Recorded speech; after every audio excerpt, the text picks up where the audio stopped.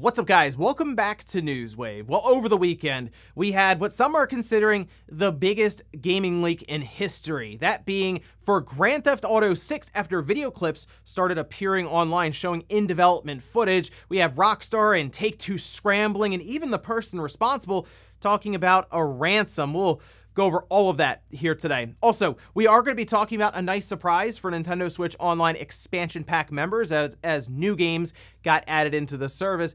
And we'll also be going over a very surprising story as like an original video card manufacturer is exiting the market, making people wonder what's next. Guys, if you enjoy these videos, make sure that like button helps out a ton. And if you're new here to the Spawnwave channel, make sure you subscribe down below. And we're going to start today with Wo Long Fallen Dynasty, which is a game from Team Ninja that is coming up in apparently early 2023. I'm kind of thinking maybe just first half is at least a conservative estimate there. But you can play the game right now. In fact, we can see this over on Gematsu, saying Wo Long Fallen Dynasty demo for PS5, Xbox Series, now available until September 26th. So obviously the unfortunate part is it's a limited time demo, but essentially you have the rest of this week to check it out. I spent some time with it and I like the way it controls. It feels like a faster, more over-the-top Nioh, which Nioh is already an awesome game that controls well. This just kind of adds a little bit extra to it. They have this morale system in there where you have a base level that will kind of go up from there depending on how many of these like flags and checkpoints you take, and you can build up your level above that to then take down tougher bosses that are maybe over leveled for you. It's interesting dynamic there, but like I said, the demo's out. You might as well check it out and see what you think. Also, we did have a nice surprise that came out of Konami's press conference at a Tokyo Game Show. I say it that way because, well, it wasn't a pachinko machine. In fact, it was Suikoden 1 and 2 getting a remaster. They had a trailer out for it. It is coming out 2023 for the PlayStation 4, Xbox One, Steam, and Nintendo Switch. This a welcome surprise. I mean, we saw like some of the trademarks go up. There was kind of talks and whispers about Konami actually doing this, but again, it always came back to it being Konami, so people kind of brushed it off a bit. It's like, well, we'll see about that one. Well, here it is. So I didn't get too into the Suikoden series. I would play the first one here and there at one of the old stores I'd work in to test a PlayStation system whenever I had a chance to. Fortunately, I just had it on a memory card, and I could technically take the save with me as I was testing these systems. But Suikoden 2 is kind of always out of reach because it's a fairly expensive game, even back before the retro scene exploded. It was always still over like $100. But really cool to see this, and yeah, I'll be picking this one up. I'm hoping we have a physical copy to grab. Otherwise, might have to look to import this one for the Switch. But hey, Suikoden fans definitely got what they wanted, at least at a Tokyo Game Show. Oh, and we did get some good news for PlayStation gamers who have been looking over at Xbox and Switch with all the talks of Hollow Knight Silksong and looking out for that release date. We can see this over on Twitter from PlayStation saying, "Sharpen your needles," confirming Hollow Knight Silksong is coming to PlayStation 5 and PlayStation 4. So good news there, and this looks like they're gearing up for a big-time reveal, and let's face it, it's going to be a really good selling game, I think, out of the gate, just from the word of mouth and the excitement around this. I mean, it looks like it's going to be going into Game Pass day one for Xbox, and of course, it releasing on the Switch, where Hollow Knight just did really well. It should do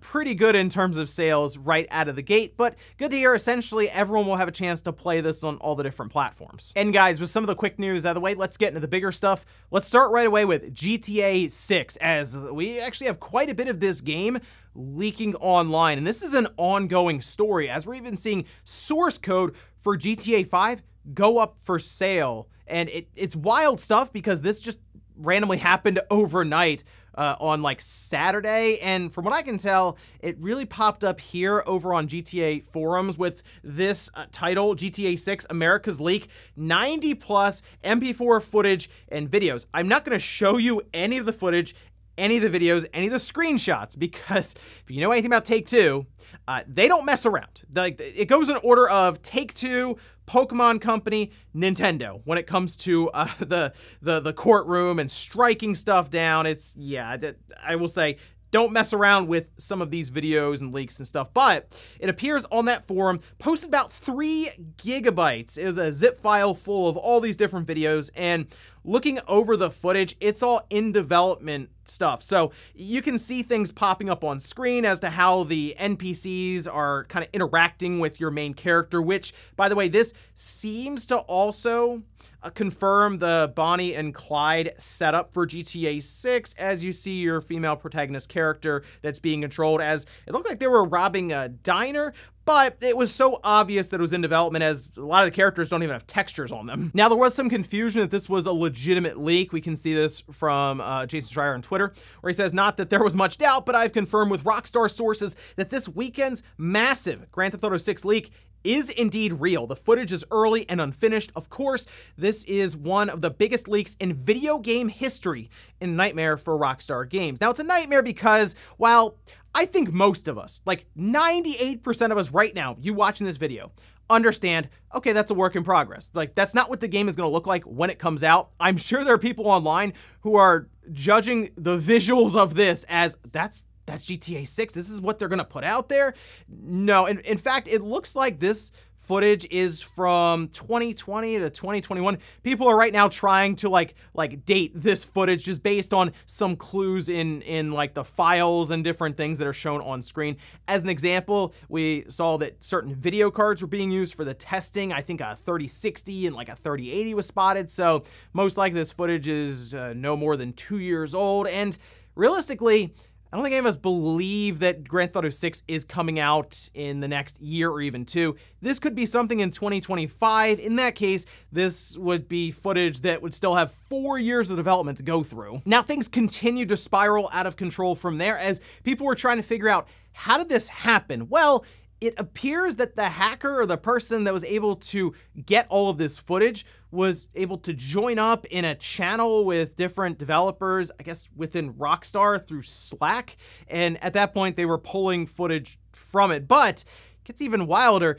They appear to be set to have negotiations with Take-Two. And apparently it was unexpected that it went viral, which you can see this over at Tom Henderson, who says a couple of GTA 6 leak updates. The hacker has requested that someone from Rockstar and Take-Two contact them after going unexpectedly viral. Okay, so if you put out GTA 6 footage, the first time we've seen this game ever, I think you'd expect it to go viral online. I mean, you look at GTA 5 and just the overall massive amount of eyes on that game, still the number of sales, the expectations for GTA 6, yeah, this is going to explode online, and you'll see all the different websites and media, everything's going to cover it. So I don't believe that at all, but it gets weird because they say that Rockstar and Take-Two can contact them for negotiations, as apparently they also have source code. The source code apparently in question is for Grand Theft Auto 5. Some were saying that it looked like it had sold for $100,000 online, but I haven't seen any confirmation for that. It was sold with Bitcoin, so like the transaction was available to view, but from there, it's hard to say if that was the actual like transaction of, oh, here's source code, here's the Bitcoin, all of this, right? Or even who would have bought it. So that to me is still up in the air at the time of this recording. But if GTA 5 source code gets out there, you might be wondering, what's the big deal? The game is old. It's like, yeah, people play it single player, but who cares? Well, that would also open up, I'm sure, all kinds of possibilities for exploits when it comes to Grand Theft Auto Online, which is still in full swing right now. So that's certainly a security issue that Rockstar and Take-Two would have to deal with. And as I mentioned, this is something that will be ongoing, but I'm going to tell you now, Rockstar and Take-Two are going to look to make an example out of whoever took this footage and the source code and all these things. We've seen Rockstar and Take-Two go after different organizations for much, much less. I think there was like a Red Dead Redemption 2 leak at one point, and they made the website apologize publicly and then also donate like $1 million or something. So what do you think is going to happen here? This to me spells out time in the courtroom and then eventual prison time. So it's, this is going to get interesting as we go along, but trust me, Take-Two and Rockstar, they don't mess around. They'll do whatever they have to do to figure out who took this, and then they'll make sure they see their time in court. So again, we'll find out as we go along what kind of response we have from Rockstar and Take-Two, as they're certainly scrambling to pull down any footage they can online, but we haven't had a public statement. I'm expecting something in the next day or two, and I'll keep you guys posted. Next up, let's talk about Nintendo Switch Online expansion pack, as we had 3 new games go into the service immediately. And I kind of like this method from Nintendo, and they've been doing this with some of the systems, like the Sega Genesis.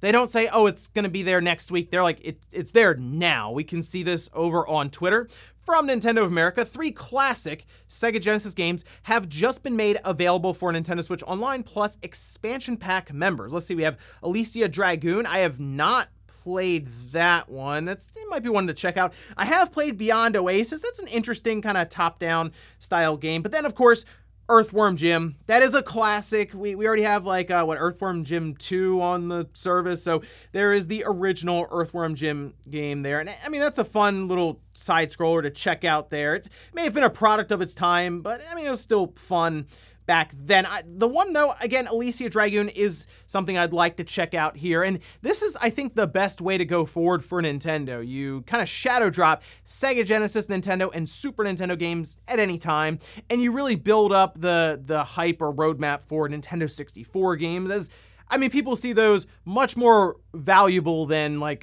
side-scrolling Super Nintendo or Genesis games. But if they can continue to build up the Sega Genesis lineup, which every time it comes out, I haven't seen any issues or complaints around the emulation for it. It's a good library to have currently alongside of the Nintendo 64 releases that we get 1 per month, and at least we have a roadmap now on that side leading up to E3 of 2023. And the only question I have currently is, when will GoldenEye drop in? Because we still don't have, I believe, our release for September. Maybe that's something that shadow drops in towards the end of this month on both the Switch and on Xbox Game Pass. And in our last bit of news, let's talk about EVGA leaving the video card market. And this was certainly shocking. I mean, I wasn't expecting to hear about EVGA basically parting ways with NVIDIA over what's been described as a strained relationship. Now, I first saw this pop up online from Gamers Nexus. This was their tweet. They say EVGA terminates relationship with NVIDIA, ceases all video card manufacturing on grounds of disrespectful treatment, among other things. Employees told they will be taken care of, but we don't see how all those jobs will persist ad infinitum. And if you really think about this, EVGA, I mean, VGA is in their name, so you kind of look at them as really a manufacturer who would provide some good customer service around video cards that were genuinely interesting years ago. And that's something that was brought up, I saw, by Jay's 2 Cents as well as Gamers Nexus, is that the creativity around some of these partners who would basically get the chips from NVIDIA and board schematics as to how far they can push things and then do what they can to make their card unique. At times, you would even have them take like multiple GPUs and put them on a board, or play around with the VRAM. And obviously now we have RGB lights all over the place, decals, graphics, the whole deal. But it does seem like it's become less and less creative over time. And apparently, that's just because of NVIDIA. They've kind of tightened the reins all the way around as to how far these companies can push things. And it is a shame because EVGA has legitimately been like working with NVIDIA as far as I can remember. It might have been there since the start of NVIDIA, because I do remember seeing like the Riva TNT cards. This is like early 2000s stuff. So this is like as we were leaving like the Voodoo era and we were starting to get like legitimate video cards with NVIDIA working to lead the way. And EVGA was right there, and for the most part, they've actually built up a pretty loyal fan base with things like their customer service being top-notch and just their overall product line. I know some people who only buy EVGA cards, so I'm not really sure where they go from here with all of this. I mean, EVGA in general, they do other things. They're just not as known for it as their video cards. Like power supplies is something they've done, and peripherals, I'm sure, like keyboards, a mouse. That's my thing though, is can they just work to survive off of that and continue to build a company and support hundreds of employees? I don't know if that's necessarily possible, but it does sound like, because of the fluctuation of the video cards prices, which, by the way, getting close to that buy zone, I think, for some of these cards. I think when the 4000 series come out, then it'll be a good chance to pick up like a 3080 or 3090 at a much lower cost than where it was like a year or two ago. And when you see the overall crash in the video game or the video card pricing, you can kind of understand how, oh wow, EVGA all of a sudden is losing money on some of these cards that are up for sale right now. Now, there was one other thing that was brought up, and I didn't think too much of it at the time, but it kind of makes sense now. I believe it was Jay's 2 cents who talked about the Founders Edition cards, and it almost seemed like NVIDIA is positioning themselves to be like the sole producer of their video cards. I mean, if you think about it, if you're in the market with NVIDIA and you're both selling video cards and you rely on them for chips to build your own video card as like a partner, it seems like an odd thing, because then they can decide how many chips you get and they almost control the market on that side. So yeah, odd stuff there. It just seems like EVGA has had enough. This is all from their side of the story as well. I don't know if NVIDIA cares to even comment much on this because they have other partners that they'll work with, and if not, I'm thinking they're gonna move in to just manufacture, produce, and sell their own video cards completely. But there you have it, EVGA fans, it's unfortunate stuff. I'm curious, for people who just bought EVGA, what's like the next manufacturer that would come up, or what was, I guess, your second favorite there? Because at this point, it seems like you're going to have to kind of pick where to go now. And before we go to the comment of the day, we're going to take a look at the poll that I posted up yesterday.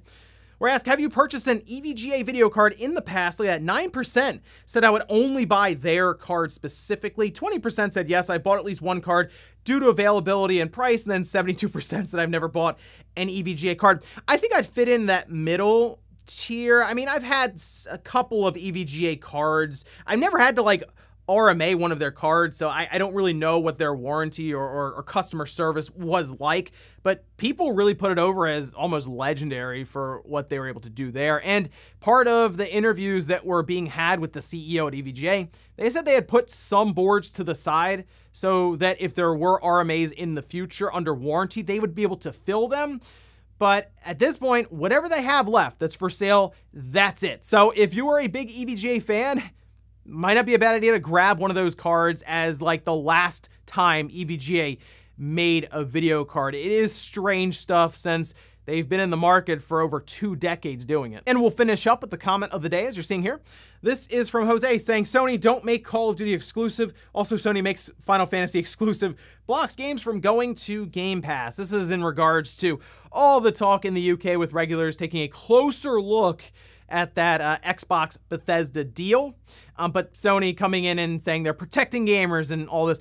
I feel like it's so obvious to basically all of us that Sony is playing it up on their end while, yeah, making things exclusive, whether it's content like a quest line in Harry Potter or skins and early access in Call of Duty or just outright Final Fantasy. Like that is something that Sony does while saying the opposite kind of to regulators. And while I do picture some of these regulators as like the corporate office that believed that a blinking box was the internet in the IT crowd, I still think even they would look into it a bit and start questioning Sony at that point. It's so clear to us, I have to imagine that just them taking like 5 or 10 minutes worth of a deeper look, they would see it too. And ladies and gentlemen, that's gonna do it here for Newswave. If you enjoyed this video, guys, hit that like button. If not, hit the dislike. Leave comments down below about everything we talked about here. Today was EVGA now leaving the video card market after more than 2 decades, or what about the GTA 6 leaks appearing online, and